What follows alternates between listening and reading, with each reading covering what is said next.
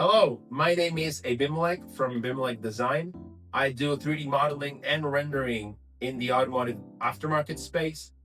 And welcome to this new video series that I'll be doing where we're going to be modifying cars in different interesting ways, just for the sake of it, just for fun.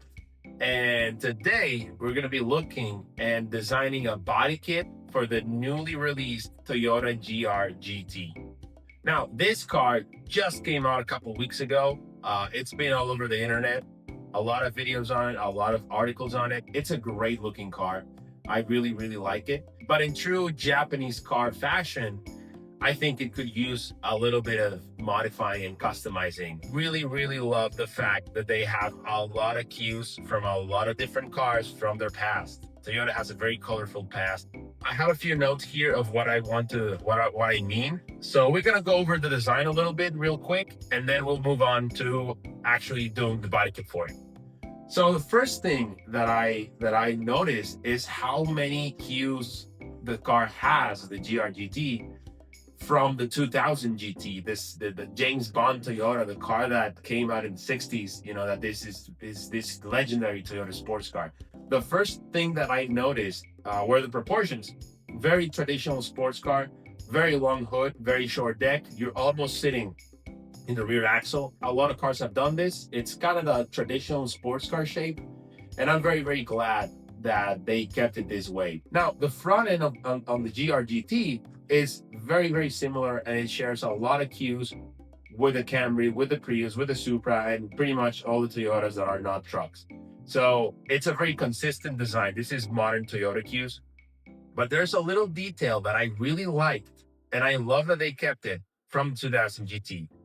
On the front end, where the shot line of the door extends to the bumper into the front like grille, you have this big square-like part of body, just this huge surface. And that surface was present on the 2000 GT as well. When I saw that, I felt like, hey, the 2000 GT also had that big surface on the front. They kind of like mixed the 2000 GT with the modern Toyota design language. That is something I really, really like. On the lower portion of the fascia, we have these huge air intakes, which I'm sure may serve a very, very specific purpose. And they are huge for a reason. But also you could say, and I think it's fair to say, that they kind of look like the original, lights on the 2000 GT. This element of big square functional piece carries over into the GR GT, and this time it's not a light, but an air intake instead, which I think is really cool. On the side of the GR GT, I think we see most of the 2000 GT cues. We have this panel on the GR GT, which is separate from the body, and it's painted body color, but you can see the shot lines of the door and on the hood. And you also had that in the 2000 GT. I think that's the most literal transition from the 2000 GT to the GR GT, because it's pretty much on the same spot in the same way. And I'm sure they serve different purposes, but in this, I love that they look the same. Moving on to the rear of the car, we get just Lexus LFA all over it. This is the basic cues of the rear portion of the Lexus LFA are straight transferred into the GR GT. It looks the same. They just updated it a lot. The diagonal lines surrounding the rear license plate and giving shape to the rear air vents, that's straight from the LFA, and something that Toyota has been using, and Lexus as well, for a long time now. We have this light bar across the whole rear, and it's already a very wide car, and this light bar just accentuates that. It heightens the width, and I love the fact that it looks kind of cyberpunk-y, kind of like what Kia is doing in some of their models. I think it looks great. I think it suits the car perfectly. I miss the center exhaust of the LFA and the 2000 GT. I really think this GR GT could have had that center exhaust. I'm sure there's a very particular and very valid engineering reason why they did the dual exhaust, the more traditional dual exhaust as they did. But I love Sarah exhaust. So that was pretty much an overview of what I like about this design. I think overall it's a fantastic looking car, and I'm pretty sure in person, in the flesh, it's gonna be even better. There are some things though that I thought when I saw it. First of all, it was one of those cars you have to take in. I wasn't really sure about it, but the more I looked at it, I watched all the videos, and I think it's a good looking car. From some angles, I think it's a little blocky. The surfaces are very flat on some parts of the car. We could do something about it. I think that's where the idea came from for this video, which was doing just the body kit for the GRGT, trying to make it look a little bit more voluptuous, if you will. That was kind of my goal, and just try to take away a little bit of that blockiness that I saw from some angles.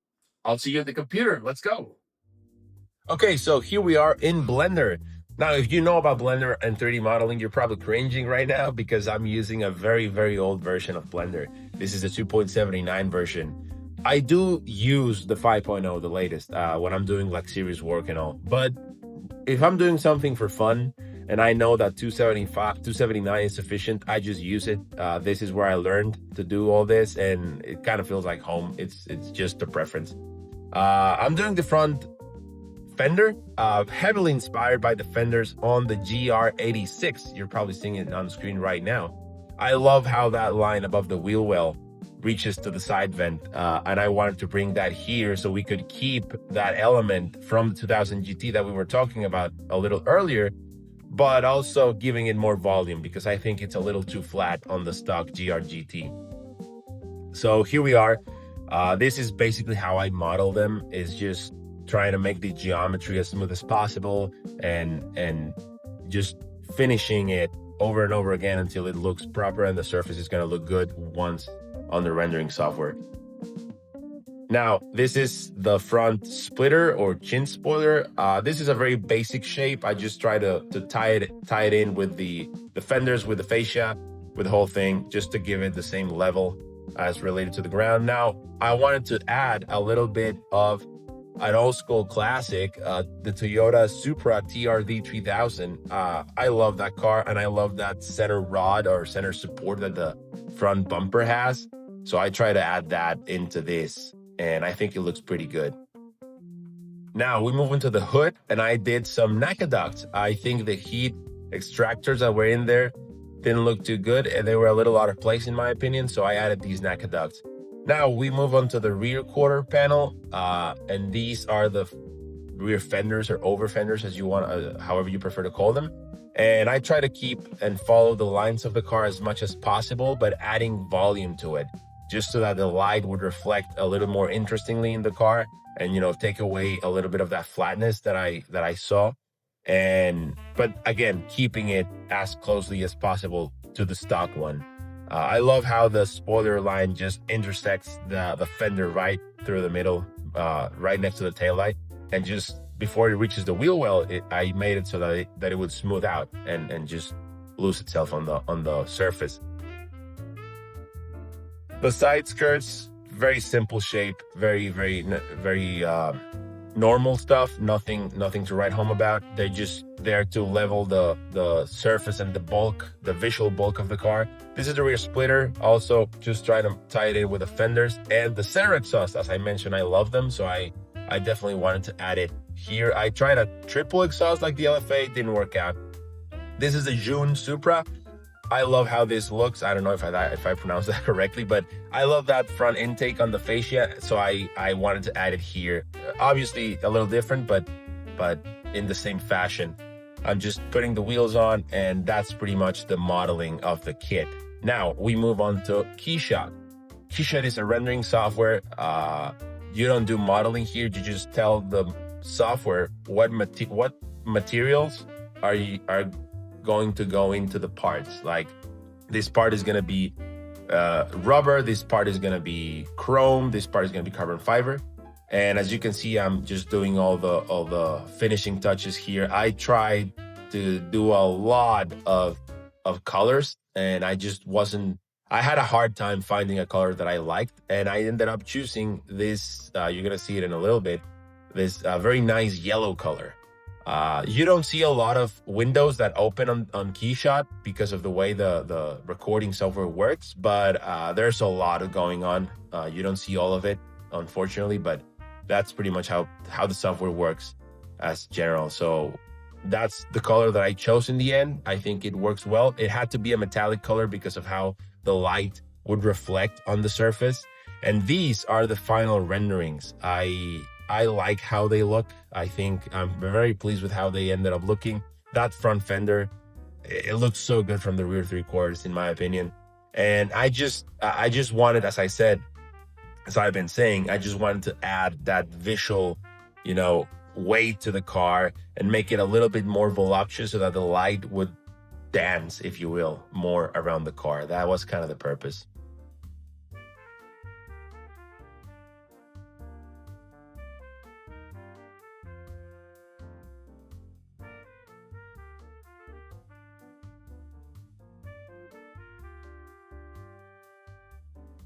So that was pretty much the process of how these renderings, these 3D renderings and 3D models come to be.